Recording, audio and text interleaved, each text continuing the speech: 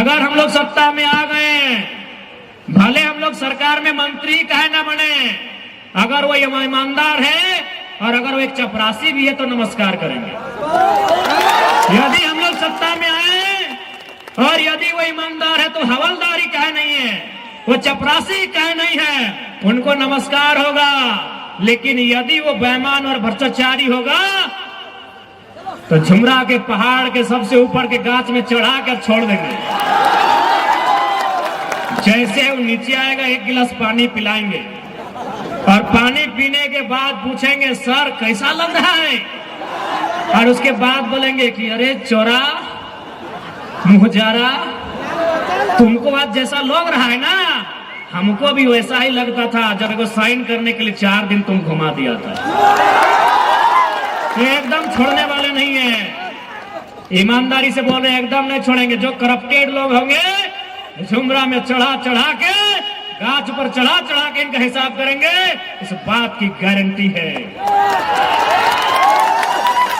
आज अगर यहाँ के नेता चाहे तो एक दिन में सारा कंपनी ठिकाने में आ जाएगा, एक दिन में सारा माफिया पेंट में 1 नंबर कर लेगा।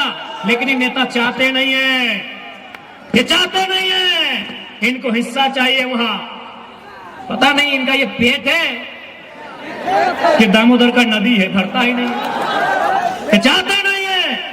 हम आपको एक अपनी सच्ची घटना बता रहे हैं, हम अपनी बड़ाई नहीं कर रहे हैं, न अपने मुंह मियां मिट्ठू बन रहे हैं। घटना है गिरिडीह लोकसभा के एक ब्लॉक की।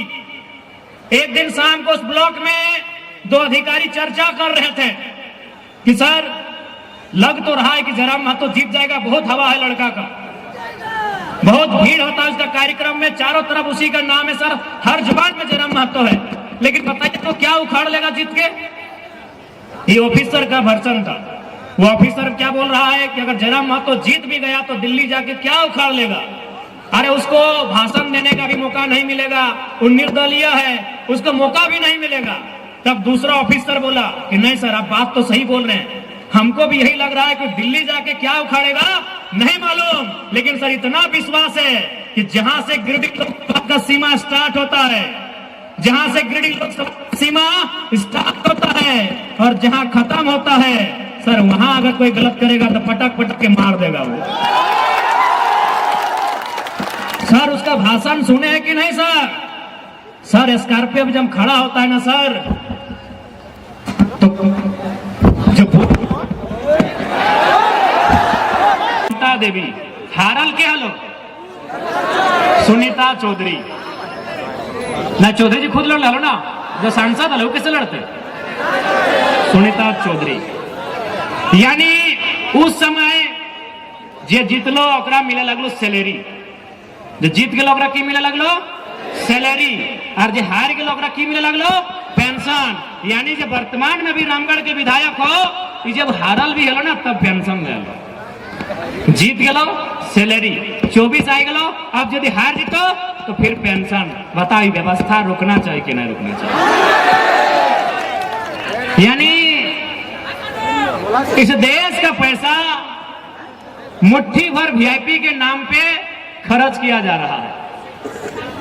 इसलिए हमने इस बात के विश्वास दिला दियो कि इस राज्य में पैसा के कोई कमी ना हो, बस इस राज्य के नेता के इच्छा शक्ति होना चाहिए, इस राज्य के नेता में नियत स्पष्ट होना चाहिए, इस राज्य के तमाम नेताओं में दृढ़ संकल्प होना चाहिए।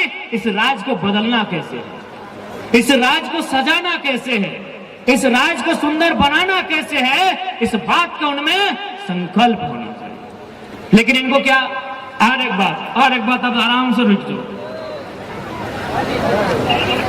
आज माननीय चंद्र प्रकाश चौधरी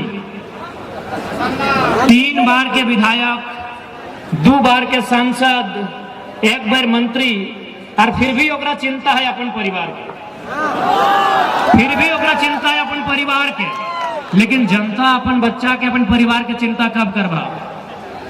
अगर है कि नहीं है ना, रांची भी चल जाओ, रांची के पूर्व सांसद अपन बेटी के टिकट दिया जाए, ओकरा भी चिंता है अपन परिवार के। धनबाद चल जाओ, धनबाद के सांसद अब अपन पत्नी अपन भाई खातिर टिकट मांग रहा है। वो 15 साल विधायक सांसद रहल बाद भी ओखने के चिंता है अपन पत्नी के, अपन भाई के, अपन बच्चा के। तो हमने अगर चिंता नहीं करवे तो दुर्भाग्य हो ना। आप अपने बच्चों का चिंता क्यों नहीं कर रहे भाई? मंत्री महोदय को, सांसद महोदय को चिंता है कि नहीं पत्नी को नहीं तो कम से कम बेटे को टिकट दिला दे।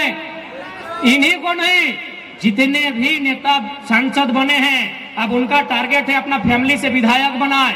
यार वो सांसद है, 3 लाख की सैलरी है, सुख सुविधा है, रेलवे का भत्ता है, मोबाइल फोन का भत्ता है, किचन का भत्ता है, फर्नीचर का भत्ता है, दर्जनों भत्ता है, फिर भी उसको चिंता है अपनी पत्नी का, अपना भाई का, अपना बच्चा का। और जनता को जरा भी चिंता नहीं है। आपको क्यों चिंता नहीं है कि हम जिनको वोट करेंगे वो हमारे बच्चों की पढ़ाई के बारे चर्चा करें, हम जिनको वोट करें वो हमारे बूढ़ों की दवाई की चिंता करें, हम जिनको वोट करें वो हमारे घर के जवानों की कमाई की चिंता करें। अभी मोटा मोटी जे चचा सबके छाता मिल गए, जे चाची सबके साड़ी मिल गए और वोट कर देता है। अच्छा एक बात बताओ, हमने एक छाता में अपन ईमान नहीं रखे पार लिया, ओकरे वोट कर दिलिए तो ओकरा फैक्ट्री वाला 5 लाख 10 लाख देते ईमान रखे पारते। यदि जनता को कोई नेता 500 रुपया देता है और वोट ले लेता है, यानी जनता अपना ईमान को 500 रुपए में नहीं रख पाए, तो उनको अगर कंपनी वाला 5 लाख देगा रखेगा? रखेगा भैया, रखेगा। आप 500 रुपए में ईमान नहीं रख पाए, जैसे ही पैसा दिया ना ना ना बेरा डुबले देले हले की बोलते भोटवा तो ओकरे दिया थे। अरे भाई आप जब 500 में अपना ईमान नहीं रख पाए, उनको लाखों रुपया कंपनी फैक्ट्री देती है, वो अपना ईमान कैसे रखेंगे? हमको एक लाइन में उत्तर दीजिए। यही हम अपनी एक छोटी सी कहानी बता रहे और मांझी में रात 11 सवा 11 बजे 2 कॉर्पोरेट हमारी गाड़ी में, मन गाड़ी उनकी थी, बैठे वो आगे की सीट में थे, हम पीछे की सीट में थे, विराट भी साथ में था। जैसे ही गाड़ी में बैठे हमारा रोकर बीच कोई बातचीत ना, जैसी गाड़ी में बैठ लिए वो इतना जबर एगो लिफाफा मतलब एगो बहुत बड़ा बंडल लगले हमारे हाथों में फेंक दिले। इतना बड़ा था, पीला रंग का कवर था, इतना मोटा था, हमारे हाथ में फेंक दिया और बोला इलेक्शन आ रहा है काम लगेगा। हम तुरंत फेंक दिए और बात रिटर्न। कल हम जनता का पैसा से लड़ने आए भैया, रखिए। चूंकि वो पैसा कितना था हमको नहीं मालूम, चूंकि आज तक जिंदगी में उतना पैसा देखे नहीं और देखना भी नहीं चाहते हैं। लेकिन हाँ, चूंकि हम बचपन से पढ़ाई लिखाई बड़ी ईमानदारी से किए हैं, बैग टांगे हैं, किताब लेके चले हैं, वजन 2 केजी से 2.5 केजी था। यानी जो पैसा हमारे हाथ में रखा गया था उसका वजन 2 केजी से 2.5 केजी था। हमने 2.5 सेकंड का भी लेट नहीं किया और रिटर्न उनको वापस दे दिए और बोले आप जनता के साथ अच्छा कीजिए, हम आपके साथ अच्छा करेंगे। तब हमरा समझ में ले यार कि हम अभी कुछ नहीं है। तब हमरा समझ में ले कि झारखंड लूटल कैसे जा है, कि हम अभी कुछ नहीं है, हमार पार्टी से एगो विधायक नहीं बनल है और हमरा 2 केजी 2.5 केजी के नोट। तो सोच जे लोग विधायक बनले है, जे सांसद बनले है, ओकरा कैसे अटैची मिले थे। झारखंड की बर्बादी का कारण यही है, झारखंड की बर्बादी का कारण यही है। अब सवाल होता है कि वो लोग चंदा क्यों देते हैं? हम भी सोचे कि अगर चंदा कह देता है ना, जैसे कोई फैक्ट्री को लगाना है प्रदूषण मापक यंत्र, उस यंत्र का दाम है मान के चलिए 50 लाख। उस कंपनी को लगाना है प्रदूषण कंट्रोल करने वाला इक्विपमेंट, उसका दाम है 50 लाख। वो विधायक को दे दिया 5 लाख, 45 लाख का मुनाफा। हमको अभी समझ में आ रहा है कि आखिर इस झारखंड को बर्बाद करने का रास्ता क्या है। ये झारखंड खोखला कहां से हो रहा है? यानी जिस दिन हमारे लीडर दमगर हो जाएंगे ना, ये झारखंड में किसी का नजर नहीं होगा कि गलत तरीके से उठा के देखेगा। और इस बात का विश्वास दिलाते हैं, यदि हम लोग सत्ता में आ गए